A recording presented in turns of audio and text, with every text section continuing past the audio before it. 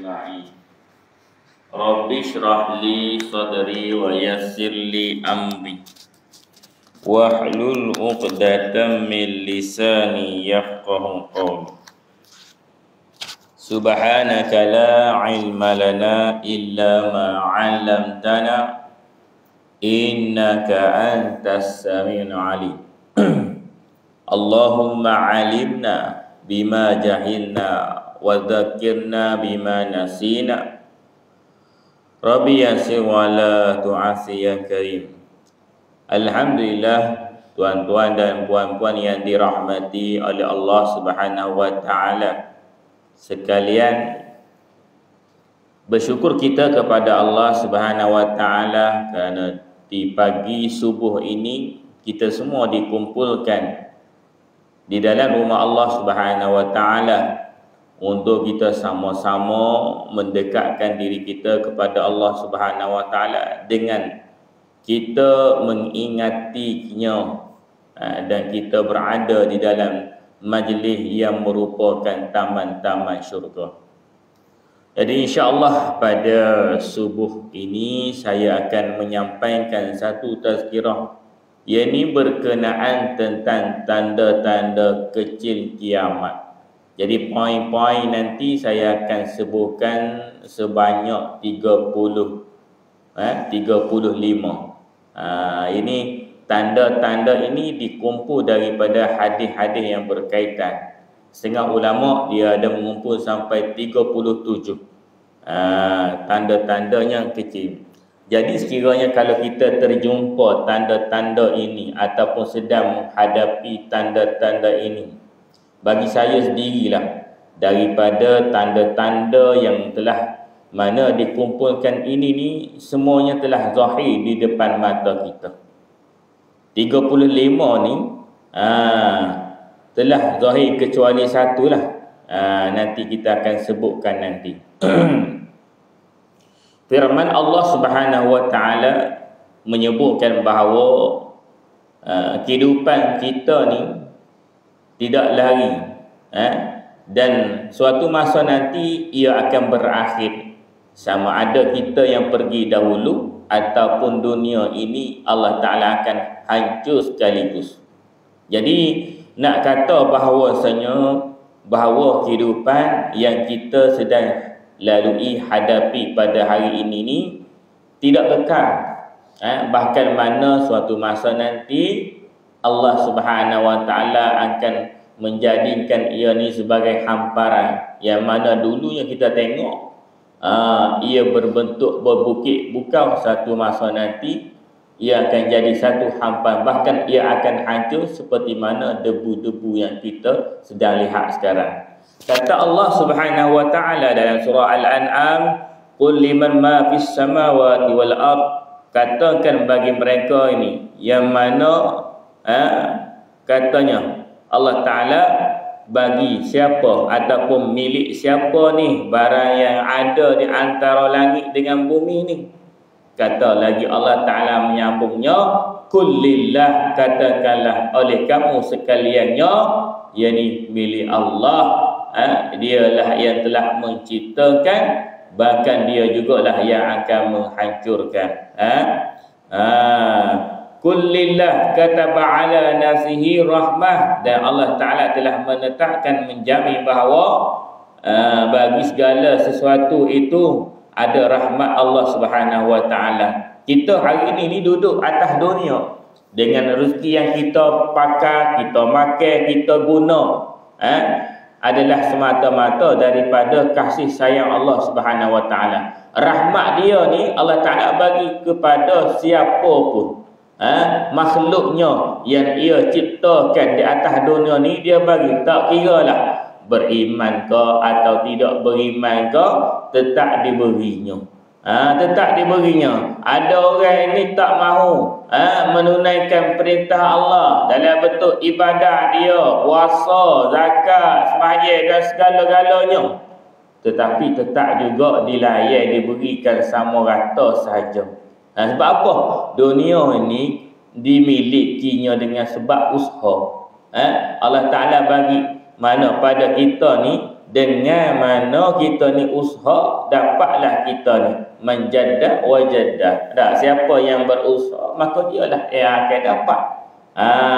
Kalaulah kira mana hari ni dunia ini Allah Ta'ala bagi pada semua orang beriman, maka orang-orang kafir sudah tentu tak dapat. Dah tentu dah mereka ni tak dapat. Kerana milik sesungguhnya kalau dunia ni ada nilainya di sisi Allah Subhanahu Wa Ta'ala. La yajma'annakum ila yaumil qiyamah. Dan kamu semua ni akan dihimpunkan, yang di mana kita ni manusia makhluk ciptaan dia ni akan dihimpunkan oleh Allah Ta'ala pada hari kiamat. Ni nak kata kita suatu masa nanti akan dihimpunkan di satu tempat yang dipanggil pada mahsyar. Dipanggilnya pada mahsyar. La raiba fi, tidak ada keraguan padanya. Kita pasti akan kembalinya. Bagi orang beriman ni dia kena beriman kepada hari akhirat. Beriman kepada hari akhirat ni, yang mana suatu masa nanti dia akan menghadapi ia. Alladzina khasiru anfusahum fahum la yu'minun. Kata lagi Allah Ta'ala, pada hari itulah orang yang mana celaka ruginya bila tak buat apa di atas dunia ni dengan amal kebajikan. Di akhir akhirat ni maka dia akan menyesalnya tidak berkesudahan. Jadi kita nak bagi tahu beberapa lah daripada tanda-tanda. Antara tanda yang pertama yakni mana? Diutuhkan Nabi Muhammad sallallahu alaihi wasallam sebagai rasul terakhir. Mungkin kita biasa dah dengar tentang tanda-tanda ini ni. Tapi pada hari ini ni tidak beberapa mengakui, tidak beberapanya mengimani. Pasal tu kita duduk asyiknya. Asyik dengan mana kelalaian sehingga mana urusan agama ini ditinggalkan. Bahkan mana Nabi dah bagi tahu dah 1500 tahun dahulunya. Bahawa mana katanya bermulanya kelahiran baginda Nabi sallallahu alaihi wasallam, maksudnya iaitu mana itulah permulaan bagi kiamat. Permulaan, dan Nabi telah wafat dah. Dia dah lahir dah wafat dah. Maka tentu benar apa yang dikatakan oleh baginda, wa ma yantiqu 'anil hawa in huwa illa wahyun yuha. Tidak ia berkata melainkan daripada wahyunya. Perbuatan dia pun daripada wahyu Allah Subhanahu Wa Ta'ala. Bukan kata kalam ini kalam-kalam yang mana perkataan ianya adalah perkataan dusta. Kalau Nabi itu berdusta, maka tidaklah ia bersifat dengan sifat as-siddiq, benar. Yang keduanya, masa menjadi singkat. Waktunya ataupun masanya menjadi singkat, sehingga mana kita ni berasa hidup atas dunia ni tak sempatnya nak mengerjakan, tak sempatnya nak buat apa. Kita rasakan mana dalam setahun tu bagaikan sebulan tu bagaikan seminggu pula dirasakan bagaikan sehari. Cepat sangat masa berlalu, belum buat apa-apa dah. Ditarik akan keberkatan masa daripada diri kita. Ditarik. Jadi mana kita tengok dulu. Kita tak ambillah satu bab daripada contohnya. Waktu ketika mana di zaman Sayyidina Uthman bin Affan radhiyallahu anhu, beliau ni satu orang yang kaya, sibuk menguruskan perniagaan, tapi dalam masa yang sama beliau sempat mengkhatamkan Al-Quran paling tidak pun paling lama 3 hari. Biasanya dia ni mengkhatamkan Al-Quran 1 hari 1 kali. Orang yang sibuk dengan perniagaan, antara sahabat yang kaya juga. Biasa orang berniaga bisnes ni, dia kadang-kadang untuk masa dia pun dia tak ada Tidak ada masa untuk diri dia. Tapi dalam masa yang mana tersebut ni, Uthman bin Affan ni dapat mengkhatamkan Al-Quran yang dibacanya tiap-tiap hari. 30 juzuk ni bukan banyak. Kau banyak? Banyak jugalah. Bagi orang yang mana tak biasa baca. Nah, tapi orang yang mana langsung tak baca, 1 juzuk pun bagi dia jadi payah. Jadi payah. Tapi zaman kita ni macam mana? Adakah kita mampu menghabiskan masa kita ni 1 hari 30 juzuk?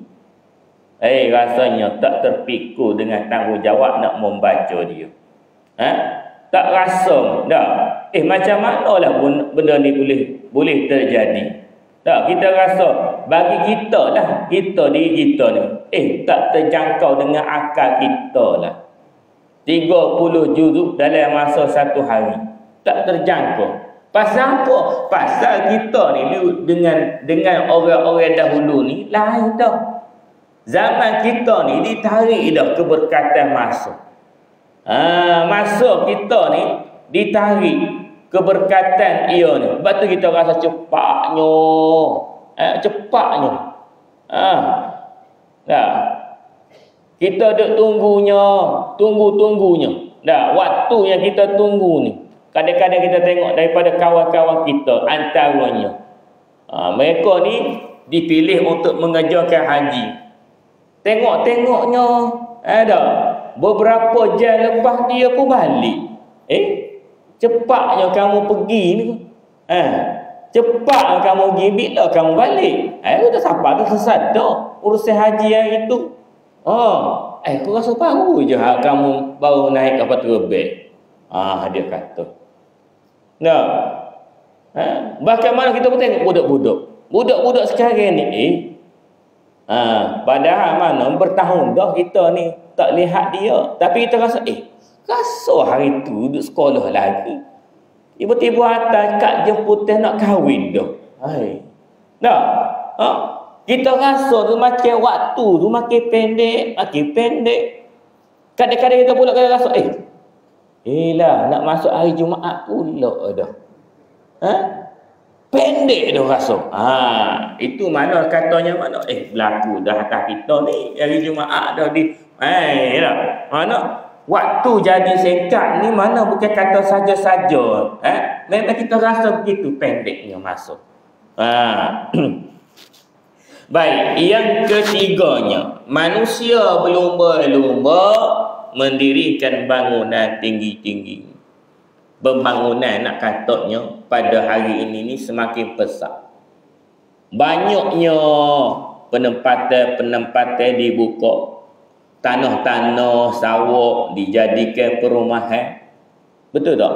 Tanah-tanah kebun, tanah-tanah pertanian ni. Biasa tanah rumah ada tak. Tapi oleh kerana semakin ramai manusia, penduduk pun dah padat, maka banyaklah rumah-rumah, banyaknya pasar raya, mana bangunan-bangunan baru dinaikkan. Pasal untuk menampung orang ramai. Pada hari ni, tengok. Saya duduk di Puchong. Tuan-tuan kalau dah biasa lalu dah orang asal sini. Tengok. Puchong dulu dalam 15 tahun, 20 tahun lepas ni. Orang kata apa ni? Hutan. Hutan. 10, 15 tahun lepas ni hutan. Kalau orang lama dia mana dia sedar lah benda ni. Sama juga sini. Sini dulu ni ada. Saya mari mula-mula nak datang ke Masjid Mubarakah ni sesak 2-3-4 kali. Pasal apa jalan tu banyak sangat. Saya naik ke belah flyover atas ni sesak sampai ke nak apa bawa U-turn balik sini. Nak kata pening kita ni dengan jalan-jalan. Ada satu orang tu dia kata dia duduk di Kelang. Jumpa dengan dia. Dia kata kalau saya hari ni dia tak biasa keluar pergi Kuala Lumpur, dia kata. Dulu saya selalu pergi Kuala Lumpur. Saya ingat jalan-jalan, tapi sekarang ni saya tak berani nak datang Kuala Lumpur. Pasal apa? Tiap-tiap hari berubah macam jalan dia tu. Nak kata yang bawa saja hari ni pembangunannya terlalu besar sekali. Sebulan kita tengok macam ni.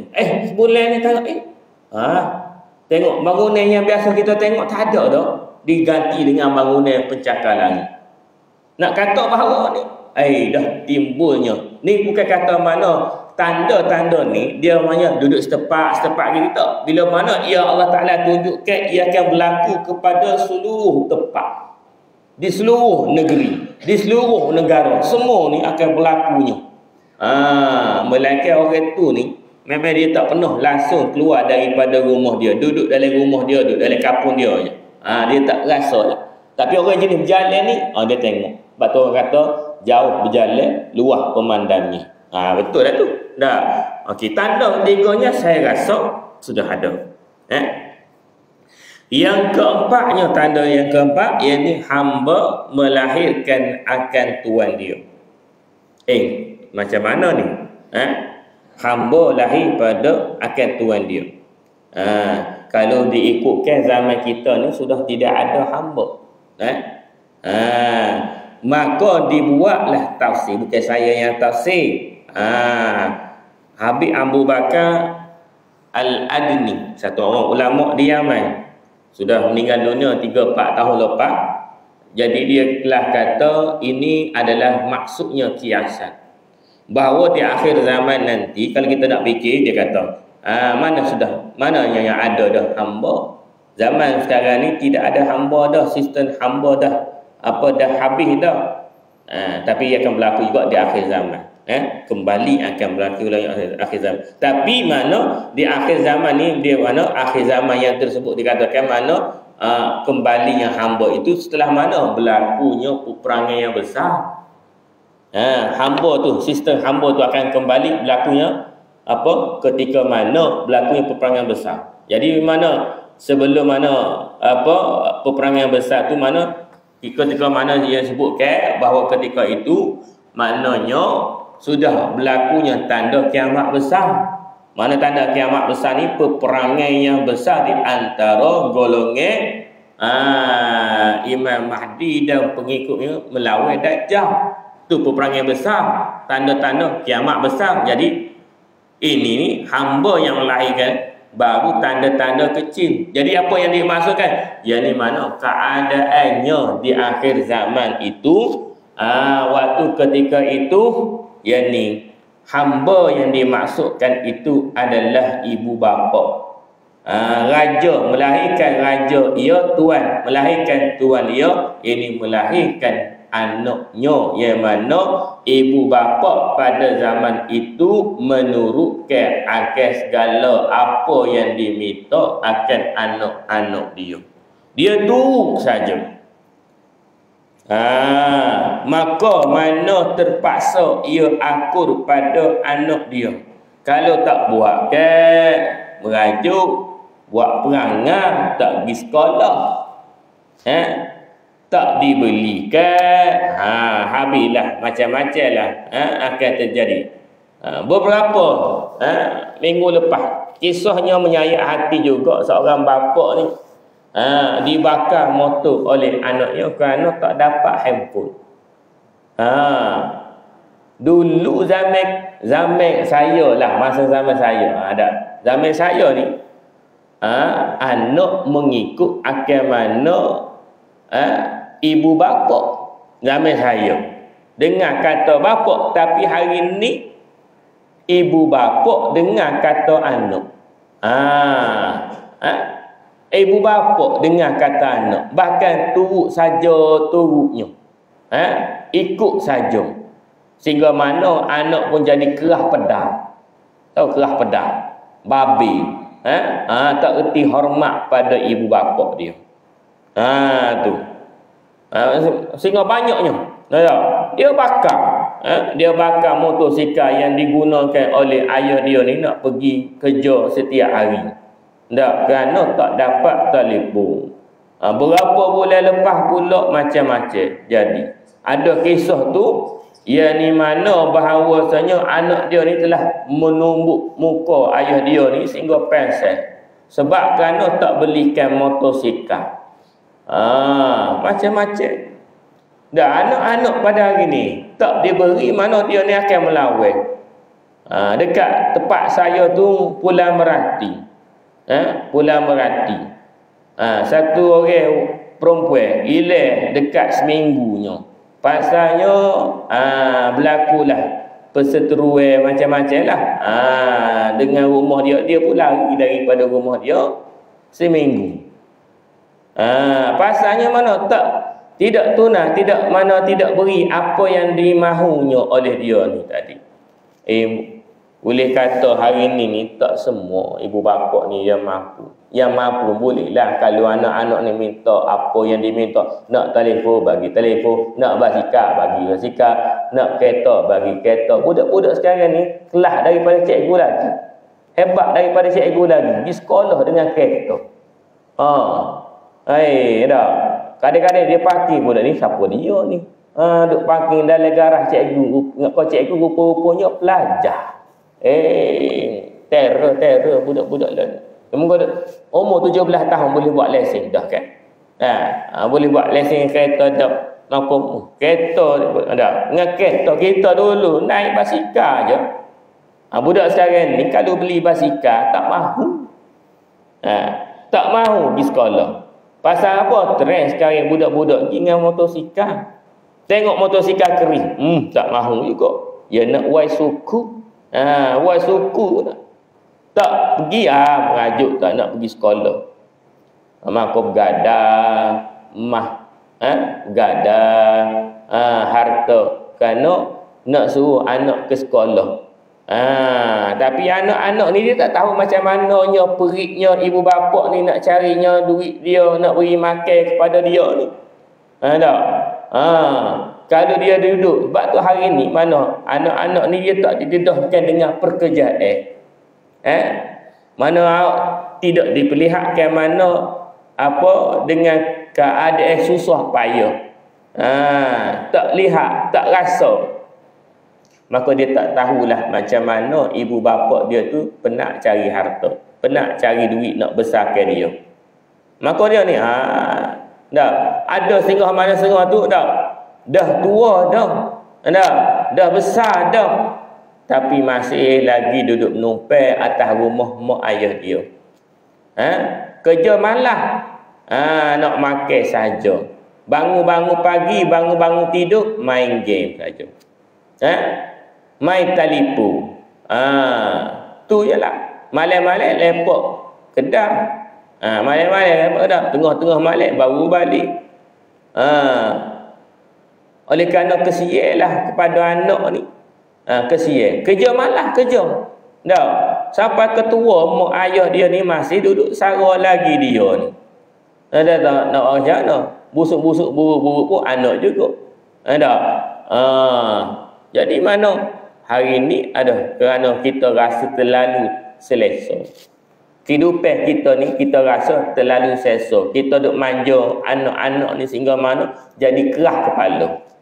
Ni dia maksudkan mana ibu bapa ni jadi mana hambanya, diperhambakan mana oleh anak dia ni. Tu.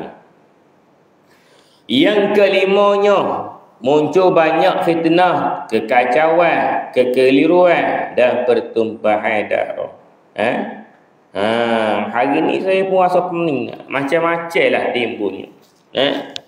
Skamer lah, pembunuhan macam-macam. Orang-orang terdekat sehingga mana kita rasa orang terdekat dengan kita pun kita rasa tak selamat. Orang dekat dengan kita ni, orang yang rasa kita nak percaya pun kita rasa macam tak boleh nak percaya. Pasal apa? Kadang-kadang yang dekat tu diri yang mana dia tahu akan rahsia kita, dia tahu apa kecacatan keaiban diri kita sehingga mana ia ni menyebar. Batu mana rahsia kita, rahsia dalam diri kita secara peribadi tidak boleh didedahkan kepada orang. Dah, kita dulu dalam keadaan jahil pernah buat dosa-dosa lapar. Maka kita pun ceritalah kat dia pun satu masa Sama ada secara depan-depan ataupun dia belakang-belakang, dia pun dekat. Kita pun rasa marah dekat dia. Sebab tahu siapa yang sebarkan dia. Lalu terjadilah perkara. Macam-macam.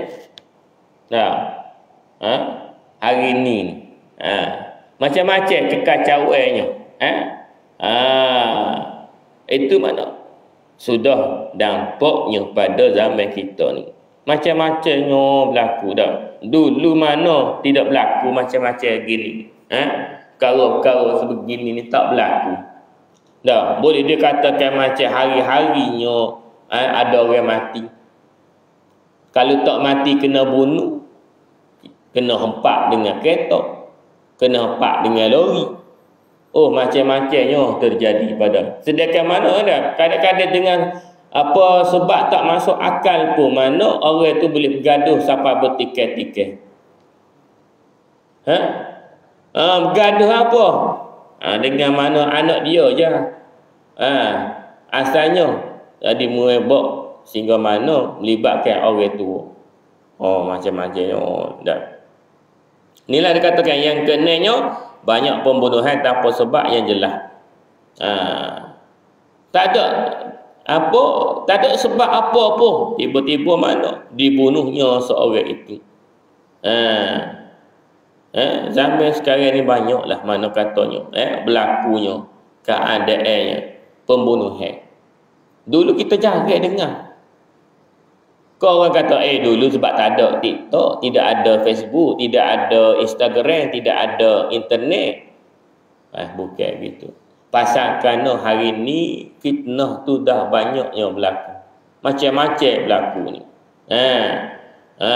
Kalau dulu kita dengar orang India, Hindu bunuh diri. Tapi hari ni orang Islam kita tak tahulah bilangan dia banyaknya. Orang kata apa sebab dia mental tu tekanan hidup.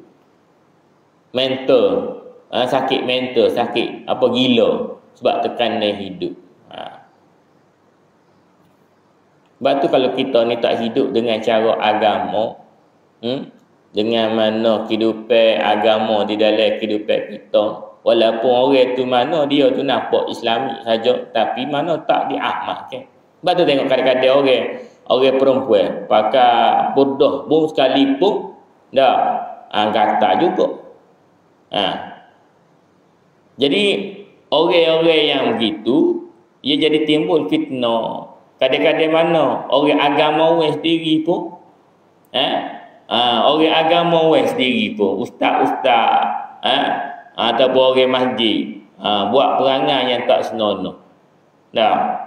Maka akhirnya mana? Jadi buruklah pada agama. Dia kata kalau seorang ni buat, dia tak kata orang ni yang salah. Bahkan dia kata semua. Kalau orang jenis pakai piyah, orang kepiyah ni tak boleh pakai. Orang ni pakai jubah, orang ni tak boleh pakai. Habis semua. Kerana mana kata kerana nila setitik rosak susu sebelanga. Habis semua. Macam-macam terjadinya pada ketika ini. Penunggil agama lah dia sebut. Sehingga mana orang yang betul-betul ikhlas ni takut nak buat kebaikan. Orang yang betul-betul ikhlas nak buat kebaikan ni takut nak buat kebaikan. Sehingga mana kata Allah Akbar, macam-macam temboknya.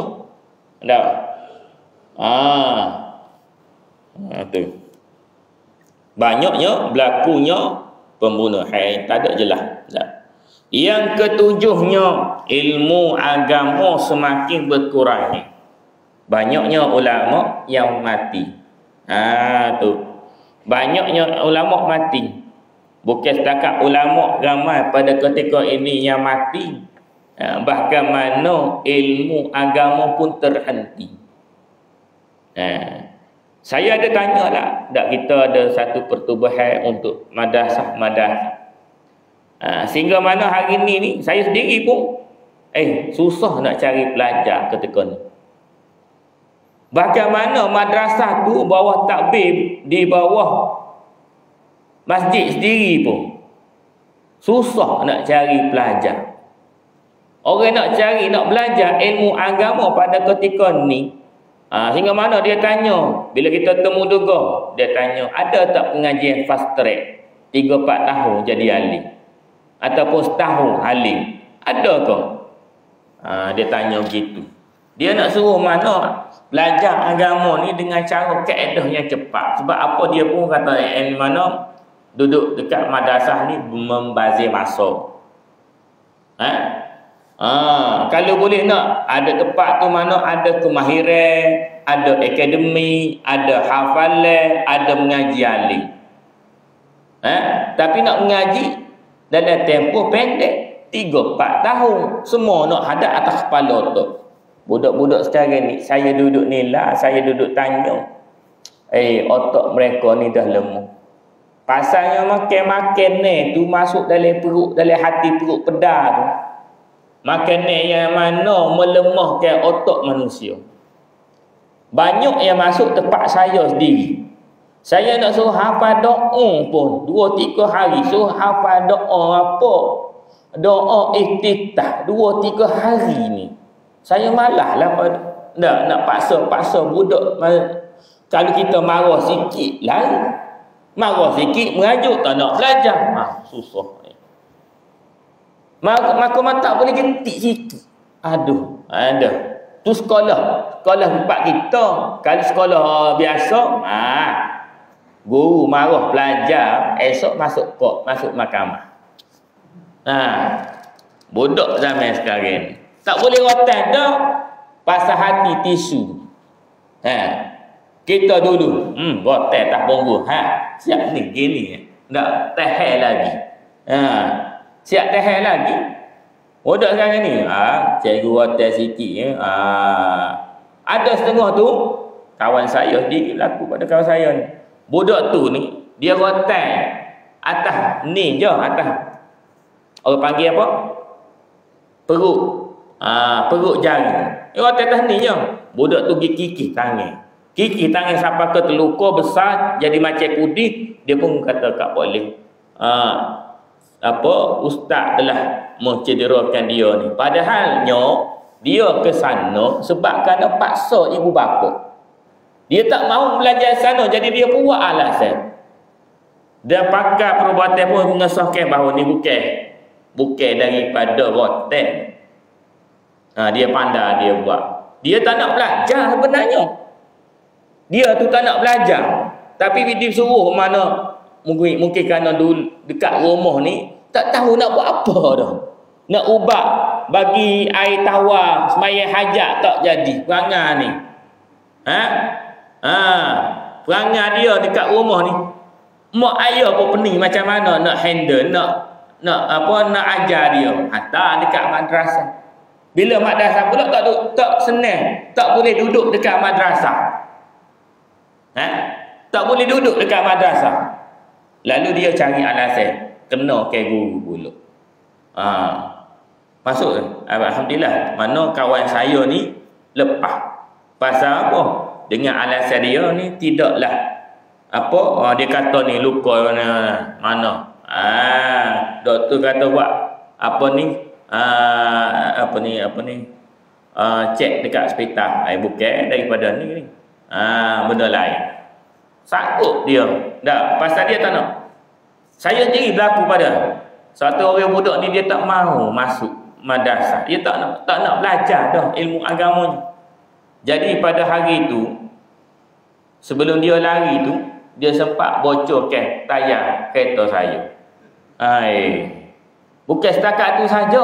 Lepas dia keluar daripada madrasah tu, dia menyamar jadi orang perempuan. Dia kata saya nak hantar anak saya 3 orang, sepupu saya 2 orang. Anak sepupu saya 2 orang.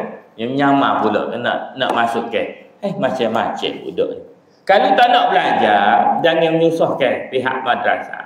Dah, kita ni bukanlah ada masa untuk karo-karo gini. Tak ada masa nak layan benda-benda gini. Dah. Kalau kita rasa ilmu agama ni, budak-budak dia sifat dia bukan tahu apa. Dah. Kalau kita ni orang tua, baru kita sedar. Dah usia tua dah. Dulu tak pernah belajar Quran pun tak tahu nak baca. Masa tu sedarlah. Nak belajarlah masa ketika tu. Masa budak duk main-main lagi. Sebab tu mana kalulah mana orang tu dah dengar kesedaran dia sendiri, barulah betul dia ni boleh belajar. Betul, memang betul benda ni kita boleh paksa, boleh terapkan supaya dia jadi minat daripada tak minat, tapi jarang-jarang orang. Kita tengok kisah Syekh Abdul Qadir Jailani ni umur seusia 5 tahun. 5 tahun ni mak dia suruh dia pergi belajar dekat Baghdad. Sore-sore diri pergi belajar Baghdad. Dia duduk Kufah, pergi Baghdad, sore-sore diri.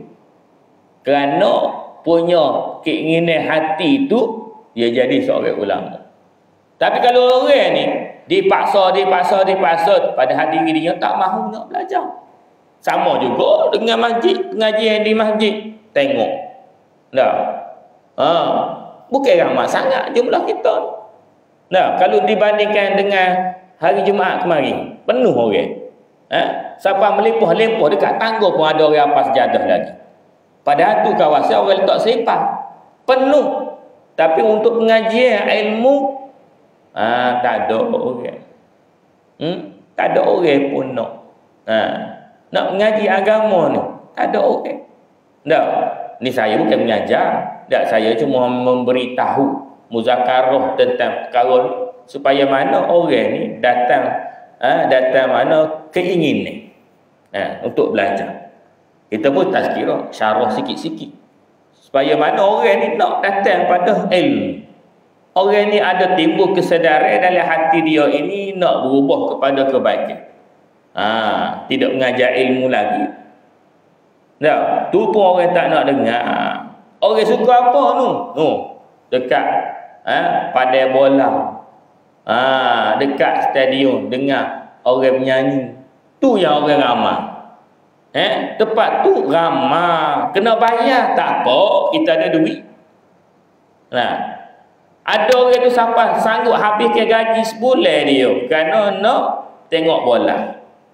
Perlawanan bola. Pergilah ke luar negara. Pergi tengok dak perlawanan Malaysia lawan Indonesia. Kalau Malaysia lawan Vietnam tentu menang dah. Lawan Laos menang dah. Dak. Pergilah nak tengok.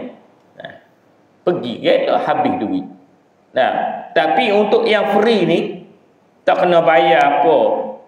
Tak ada orang nak datang. Tak ada orang nak dengar.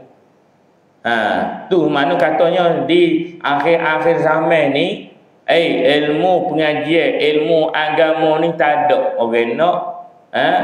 Tak ada orang nak. Sehingga mana kita pula jadi penjajah. Beritahulah siapa nak ni ilmu agama. Jadi penjajah. Orang agama ni jadi penjajah pula. Supaya orang ni nak pergi belajar. Ada setengah orang kata dekat saya ni, saya buat iklan nak cari pelajar. Dia kata inilah penunggak agama sebenar. Dia kata dekat saya. Saya kata saya ni cuma buat iklan saja untuk cari pelajar. Kenapa nak tunggak agama? Kita nak suruh orang belajar tempat kita. Kenapa dikata gitu pula pada saya? Dia tak balas. Dia senyap gitu. Macam-macam orang kata ni. Ni dia kata riput jaiz lah. Orang ni dah tak betul ni, dia kata dekat saya. Dia kata dekat saya, orang ni tak betul ni. Kita buat iklan, saya buat tahu. Saya ni cari pelajar bukan cari nama, tidak. Saya nak suruh orang manusia ni pandai ilmu agama. Sebab pasal hari ni tak ada orang nak mengaji agama. Dia nak kalau boleh mana sekolah berasrama penuh. Dia nak yang pandai-pandai lah. So hantar anak sekolah berasrama penuh. Yang bodoh-bodoh letak dekat kita. Ada yang masuk tempat saya ni tak tahu apa benda. Umur 15 tahun, 16 tahun dah. 17 tahun dia masuk dengan saya hari tu. Tak tahu apa. Mandi wajib tahu mandi wajib. Mandi wajib. Tak tahu. Memang hantar bodoh terus kepada saya. Jenuh saya nak ajar daripada Daripada A lah mula-mula kan. Jenuh ayo. 2, 3, 4 orang aduh masuk. Setakat hari ni saya tak jumpa lagi budak pandai yang masuk tempat madrasah saya. Tak jumpa lagi. Memang jenis hatta bodoh sungguh. Mungkin saya kata memang bodoh sungguh. Allah Akbar. Dah tak tahu nak hantar mana kan. Kalau orang kita Rohingya kan, Rohingya ni kita dapat sekolah biasa. Mereka ni tak ada tempat. Hantar madrasah belajar tempat anak-anak mereka. Kita ni pilihan yang paling bodoh, paling benar sekali masalah kat rumah, hantar dekat madrasah. Hantar. Lepas tu duduk tak berapa lama nak berhenti. Tak duduk lama nak berhenti. Duduk lama nak berhenti. Pasal apa? Kita suruh menghafal sikit-sikit pun dia tak boleh. Tak boleh. Hafal doa tak boleh. Dipaksa pula lari. Aduh susah. Susah lah. Nak jumpanya. Lepas tu kita nak cari pewaris. Pengganti. Akan datang kita ni. Lalak ni mana? Ada. Pengganti kita, pewaris.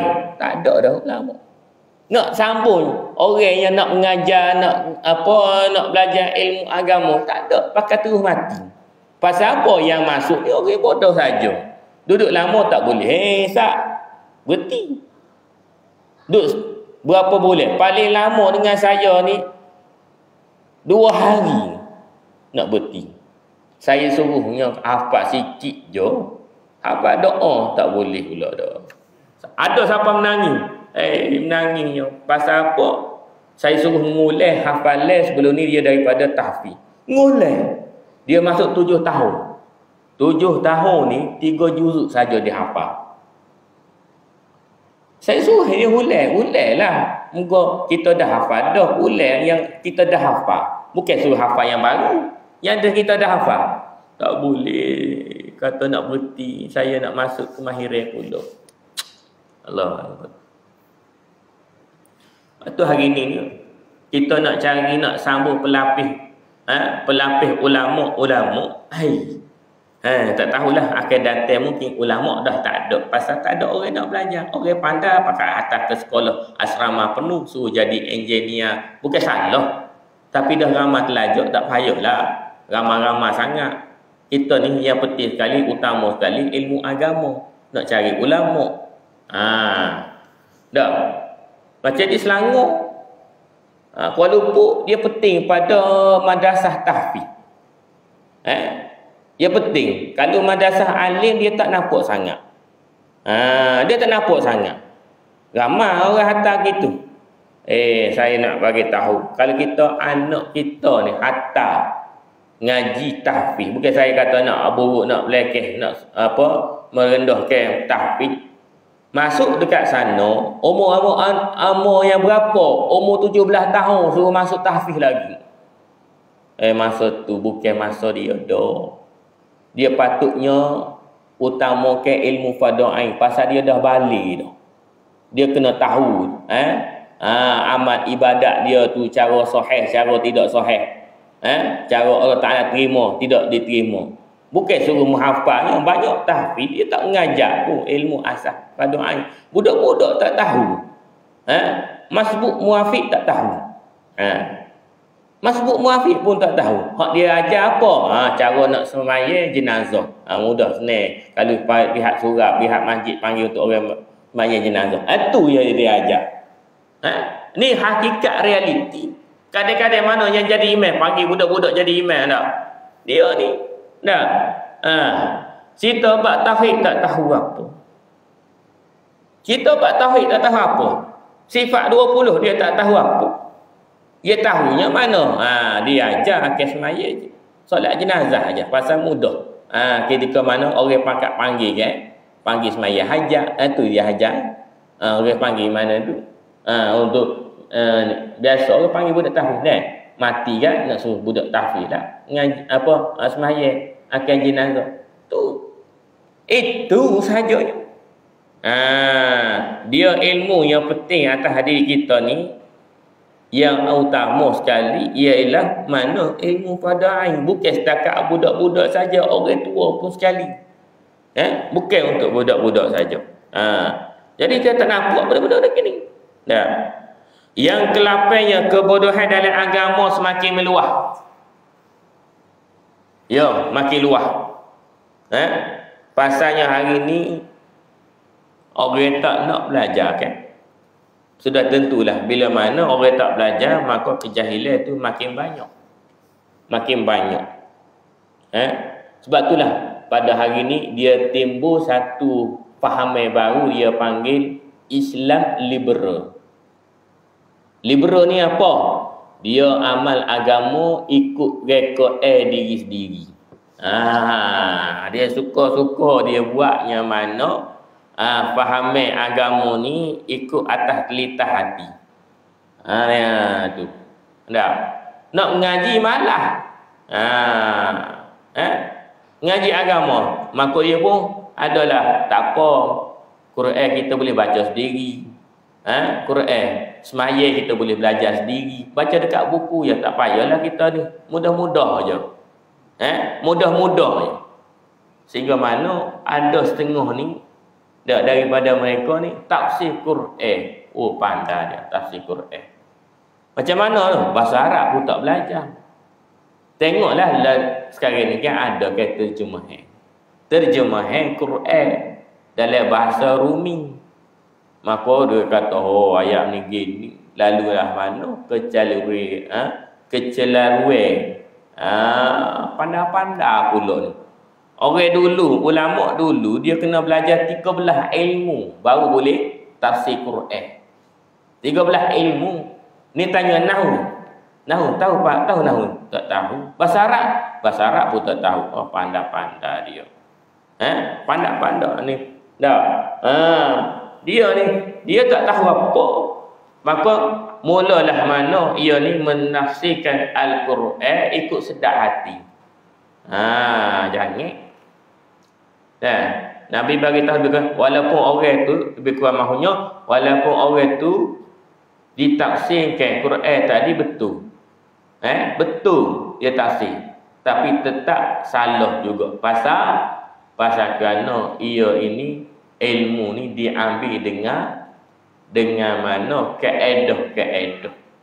Ilmu ni diambil dengan belajar. Kalau kebetulan ni dia tak panggil ilmu. Tak panggil ilmu. Baik. Yang ke-9, zina berleluasa dan dianggap biasa. Zaman sekarang ni budak-budak gaulnya bebas, laki perempuan bercampur. Laki perempuan bercampur. Bila mana orang perempuan dengan laki-laki ni, dia memang dah orang panggil fitrah. Bila kita tengok orang perempuan, kita kenal. Yang tua kita tak kenal lah. Sama je tak? Saya yang muda, pakcik-pakcik, abang-abang yang tua ni, tengok perempuan muda kita kenal, yang tua kita tak kenal. Sebab fitrah manusia.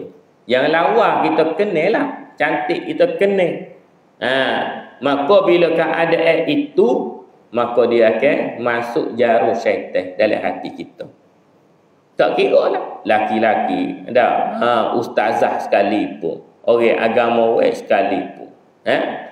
Bila duduk dengan perempuan, dengan laki-laki sama-sama, maka dia akan jadi benda lain. Dulu pernah satu viral, guru Al-Quran berzina dengan pelajar dia. Mula-mulanya mana niat belajar, duduk dah, ditemui pasangan itu oleh CEO, duduk projek dalam store masjid. Mula-mula belajar Quran, lepas tu buat projek. Buat projek anak pula. Macam-macam. Lepas tu mana orang awal ini dia jadi gerung tengok orang pakai kepiah, pakai serban. Tak percaya dah. Tak percaya dah pada orang mengaji agama ni. Pasal apa? Banyak fitnah. Lepas tu katanya, laki dengan perempuan ni kalau duduk sekali campur, macam-macam. Ni kita kata contoh dengan orang agama, dengan orang yang tak agama lagi banyak lagi banyak daripada tu lagi.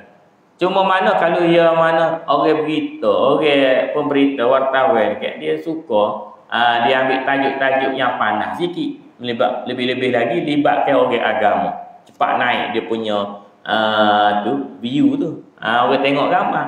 Kalau orang biasa ni dia tak tengok sangat. Maka dia carilah tanda. Padahal orang lebih yang tak tahu agama, orang jahil ni lebih banyak lagi yang lebih macam tu. Zina duduk rumah sekali. Ramai duduk rumah sekali. Nah, dia pasangan tu tak menikah, ada sampai beranak pinak sudah ada. Beranak pinak. Sehingga mana anak dia ni nak menikah dengan orang yang biasa. Dia kata dah.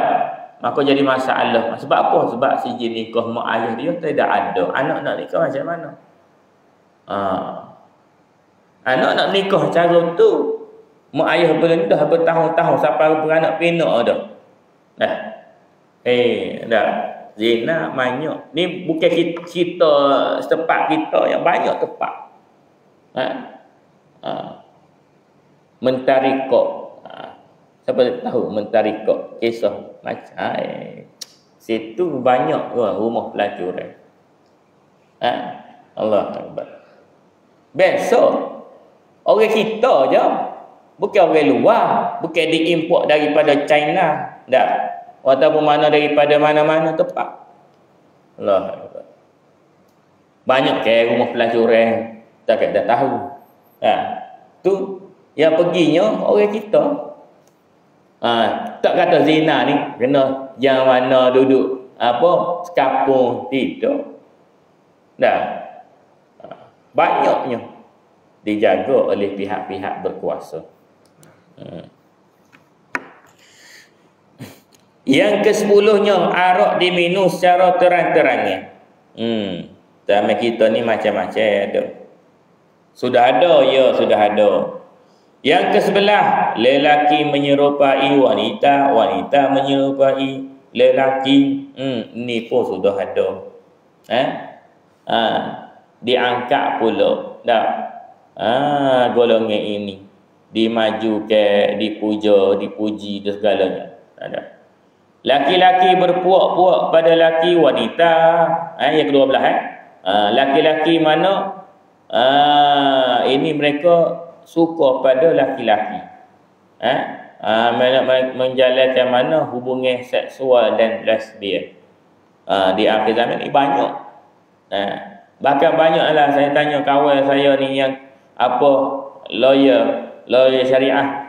Banyak perceraian pada hari ni antara sebab punca yang terbanyak iaitu mana? Suami itu dia ada skandal dengan lelaki.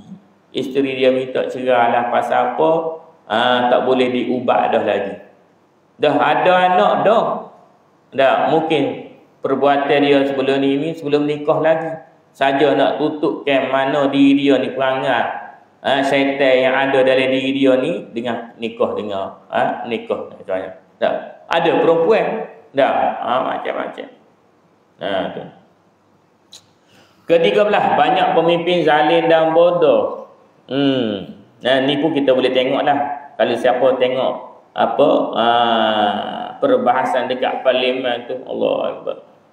Dah, saya pernah juga pergi zoo. Tahu zoo? Menate duduk dalam tu kan. Tapi bila kita tengok ni perbahasan dekat parlimen ni, lebih daripada dekat zoo lagi kita boleh jumpa dekat situ. Kadang-kadang kita tengok malulah pemimpin YB kita ni. Sekolah ke tak sekolah ni lebih daripada menate buruk dengan singa. Gajah ada dalam tu. Macam-macam bunyi menate ada. Bersorok lah ni, bertepuk lah, macam-macam. Ini perbuatan Allah Akbar. Allah Akbar. Manusia hari ni hidup macam mana tak tahu.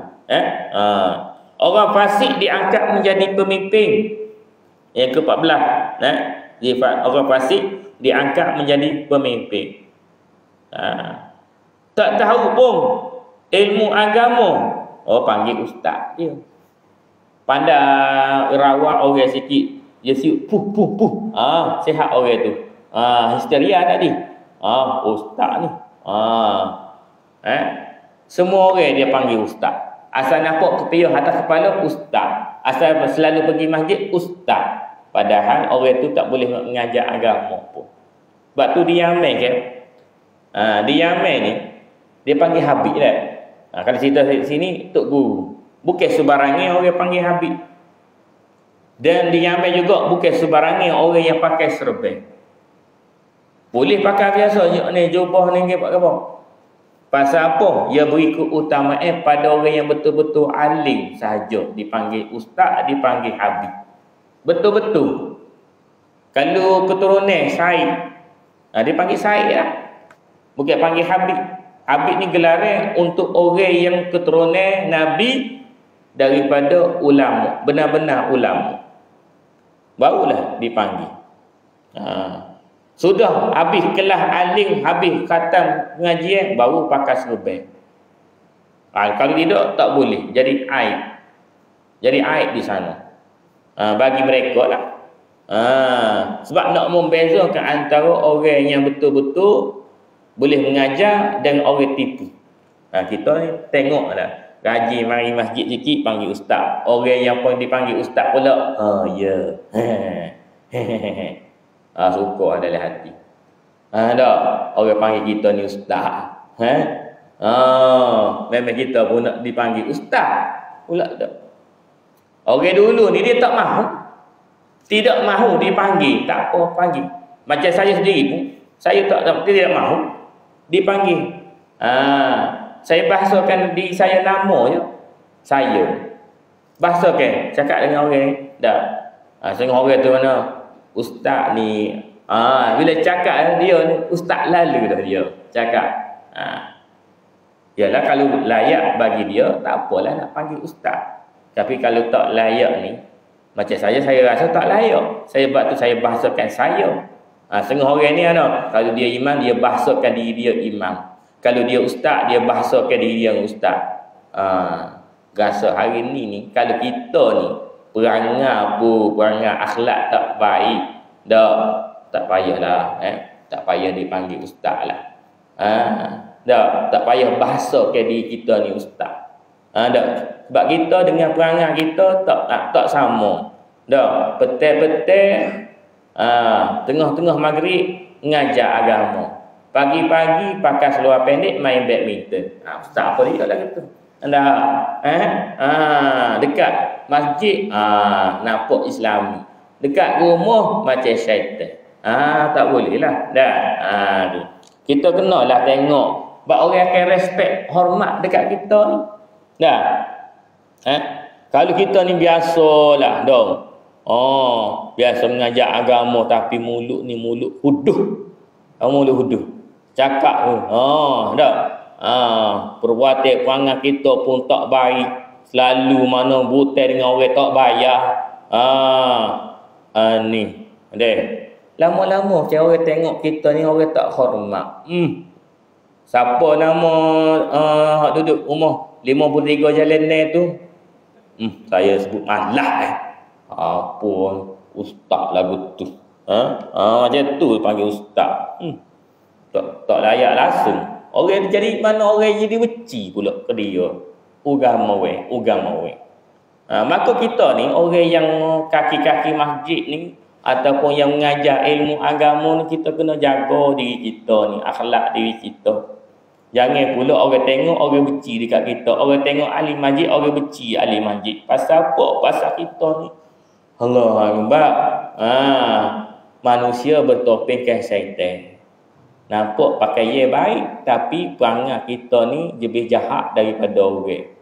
Lalu pernah ada kan satu wanita di zaman Rasulullah sallallahu alaihi wasallam, ada satu orang sahabat tanya, "Ya Rasulullah, apa pendapat kamu ni?" Lebih kurang maksudnya, "Apa pendapat kamu ni satu orang wanita malangnya sangat banyak ia bersolat.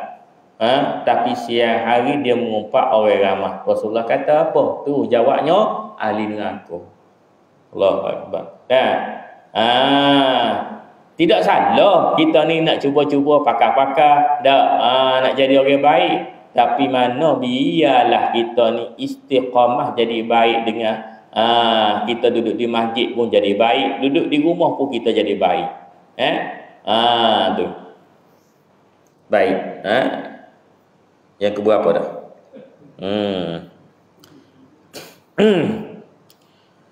Yang ke-15. Banyak lagi ni. Sudahlah. Tapi macam luar kan, macam gelap lagi kan. Saya sebut malah saya nak syarah satu-satu ni. Ke-15. Orang jujur dianggap pendusta, orang pendusta dianggap jujur. Orang baik ni orang tak percaya dah. Pasal apa? Ramai sangat orang jahat. Dah. Ni apa?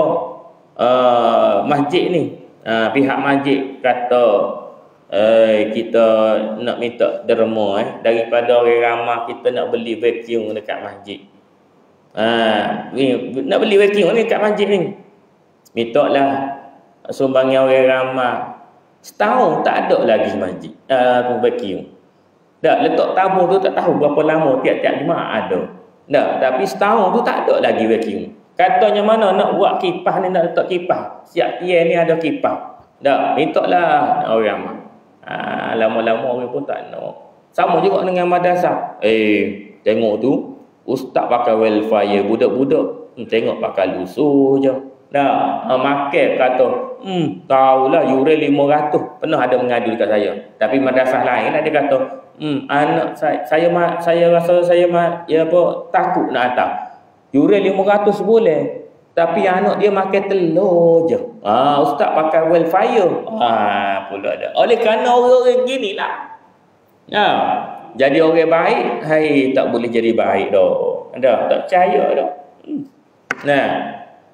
Tak apalah. Nasihat saya mana kalau kita sungguh-sungguh nak. Kita pergi jumpa tengok diri madrasah tu macam mana.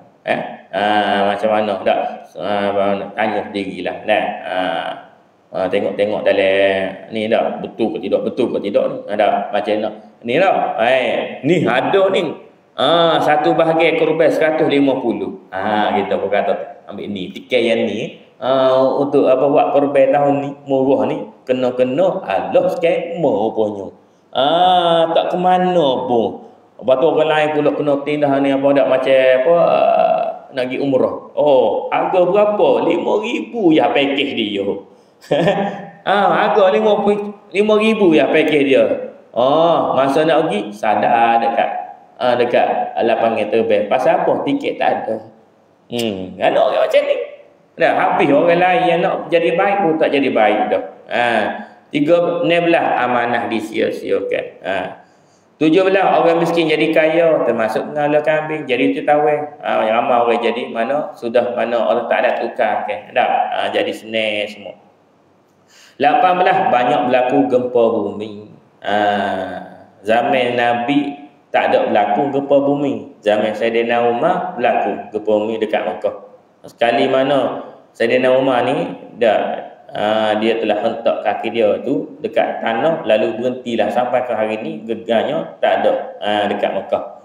Lalu mana kata banyaknya bukan jadi hari ni tempat negara kita, tapi negara jiran-jiran tepi-tepi kita tu banyak berlakunya. 19 banyak pasar perdagangan masih mana berluasa, banyaknya pasar raya, kedai-kedai. 21 orang Islam jadi minoriti. Sebab tu Nabi kata apa? Bal antum yauma idzin kasib.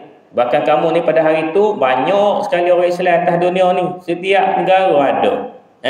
Negara Islam memang ramai lah orang Islam. Negara kafir pun ramai juga orang. Bahkan mana setengah-setengah tu ada wilayah khusus untuk orang Islam. Tapi pada tu kata Nabi, Urusa usai kamu seperti hari itu seperti mana buih-buih banjir. Buih-buih banjir je. Mana ramah tapi lemah pada ketika itu. Tengok hari ni. Johnny stand out Johnny. Ingat tak? Siapa cakap tu? Donald Trump. Dia kata dekat siapa Johnny tu? Dekat Muhammad bin Salman. Perdana Menteri Arab Saudi. Kenapa dipanggil Johnny? Johnny ini tanda namanya bagi anjing. Anjing ni sifat dia patuh. Anjing ni mana tempat kedudukan dia hina. Segini. Macam tu saja dia hina negara-negara Islam. Macam tu je. Kita tunduk pada dia. Padahal kalau nak dibandingkan Amerika dengan Arab Saudi tu, lebih kaya Arab Saudi daripada Amerika. Kalau tidaklah yang minta hari ni minta germa ni, pergi negara Islam di Dubai berapa juta. Berapa juta dia minta derma. Pergi Arab Saudi dia minta. Pergi mana? Qatar dia minta derma. Ni nak bagi tahunya bahawa negara Islam ni kaya, tapi kenapa duduk bawah dia? Kenapa tunduk pada dia? Pasal kita ni saya jawablah, dah. Pasal kita ni dah hilang jati diri. Kita ni berani sama-sama kita, betul tak? Malaysia pun sama kan? Sama-sama Melayu, berani kita. Tapi sama-sama orang yang buat jahat pada kita daripada bangsa lain, kita pun menikus. Menikus. Takut, lari. Lari. Tu. Berapa dah? 20. Majlis pula dah. Masjid dihias indah tapi kosong daripada iman. Tak ada orang. Tak ramai orang. Datang masjid. 23. Orang yang tak layak memberi fatwa menjadi memberi fatwa. Dia tak pernah pun datang masjid. Solat Jumaat pun jarang-jarang. Tapi mulut dia ni bisa habis. Semua orang dia kata sesat, semua orang dia kata bid'ah. Ni orang ni ada dia kata sehingga mana adalah satu ketika saya pernah keluar tabligh dekat di Melaka dulu 40 hari. Saya pergilah kebetulan saya dengan guru saya. Guru saya ni sekarang ni dia buka pondok dekat Kuala Besut Ganu. Dia tu guru. Kita pun mana mereka tu siapa singgah-singgah tak tahulah rumah siapa bagi salat. Dia pun jawablah salat, tunggu sekejap, dia pun pakai ya keluar. Dia kata kami ni kata kami singgahnya sini ni nak jumpa. Kalau kamu datang sini semata-mata nak ajak saya ni pergi masjid, tak payahlah. Saya lebih suka semaya seorang diri, lebih khusyuk lagi daripada semaya Jumaat di masjid. Dekat masjid tu, orang fasik-fasik je semaya dekat sana tu. Dia kata orang fasik. Orang jahat duk semaya dekat masjidnya. Dia ni orang baik.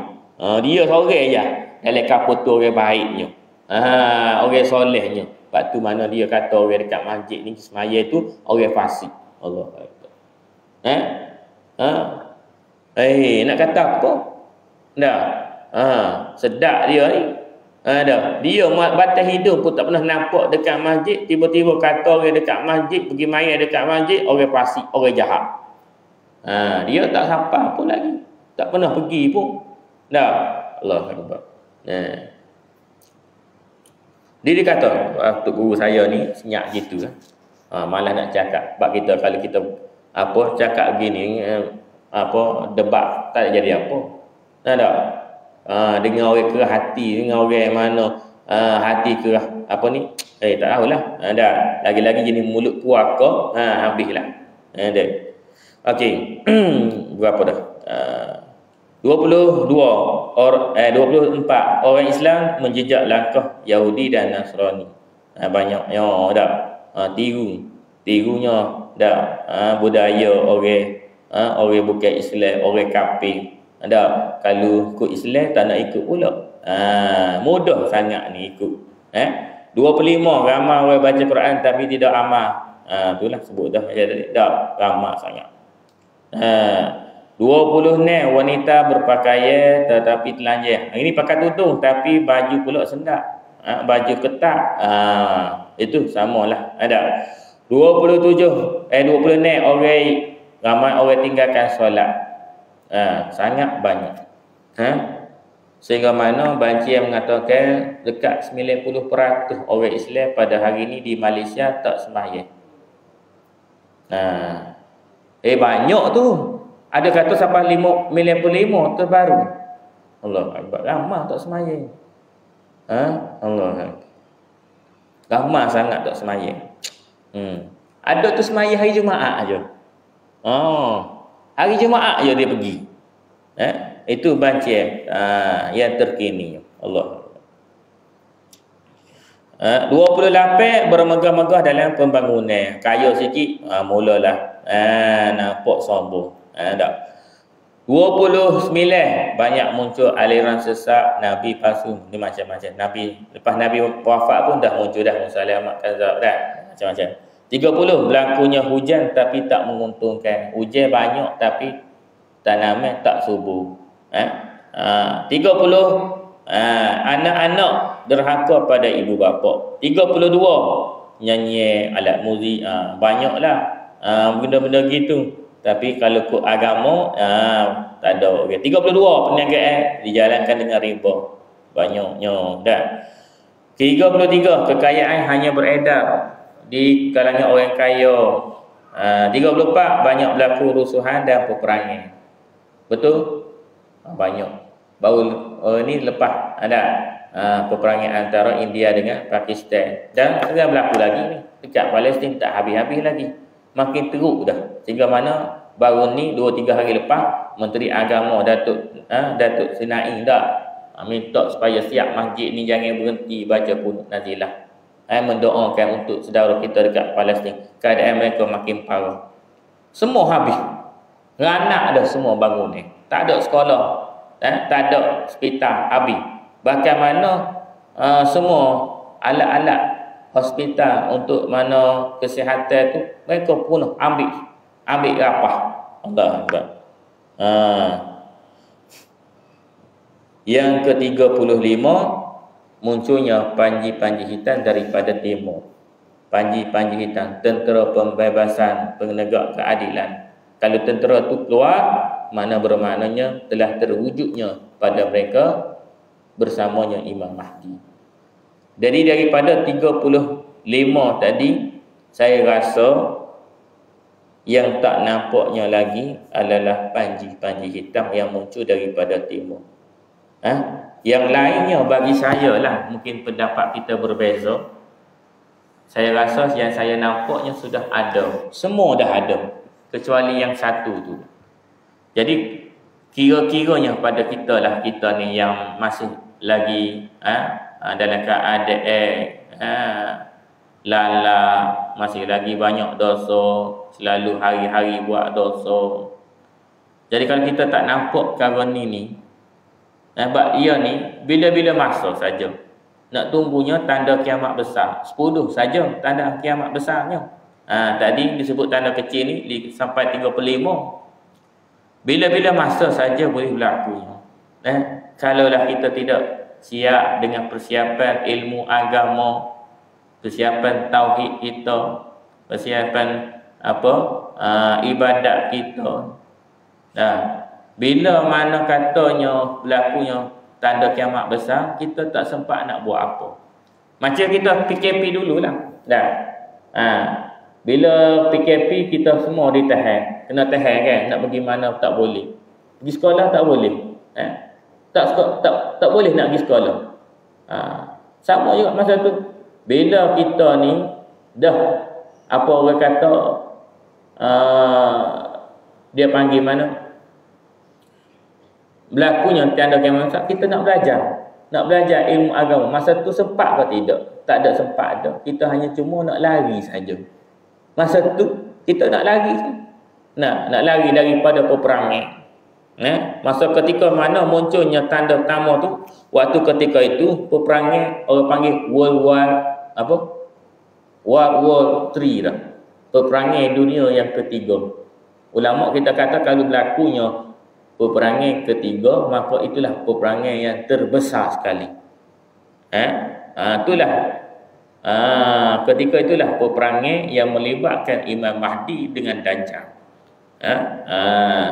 Jadi insya-Allah lah, semoga apa yang kita telah dengar tadi, moga-moga ia bertambah iman kita, bertambah keinsafan kita. Kalau hari ini kita ada dosa, jangan kita taruhkan dosa itu bersama dengan kita tanpa kita bertaubat kepada Allah. Kalau hari ni kita jahil agama, jangan kita lupa kalau ada mana-mana orang buat kelas ilmu agama, cepat-cepatlah kita belajarlah kita untuk permantapkan diri kita ini dengan Allah Subhanahu Wa Taala.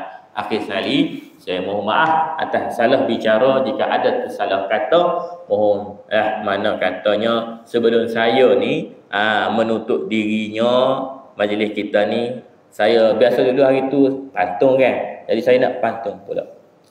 Yang kurik itu kundi, yang kurik itu kendi, yang merah itu saga, yang baik itu budi. Salah ni. Macam mana yang baik itu budi, yang indah itu bahasa.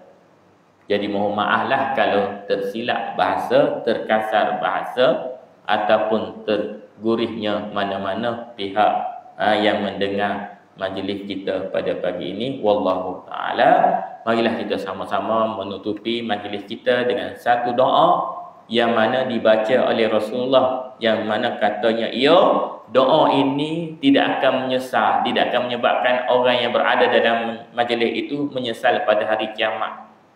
Dan jika ada salahnya di dalam majlis itu, maka akan diampuni oleh Allah Subhanahu Wa Taala. Marilah kita sama-sama baca subhanallah wa bihamdihi, subhanakallahumma wa bihamdika, asyhadu an la ilaha illa anta, astaghfiruka wa atubu ilaik.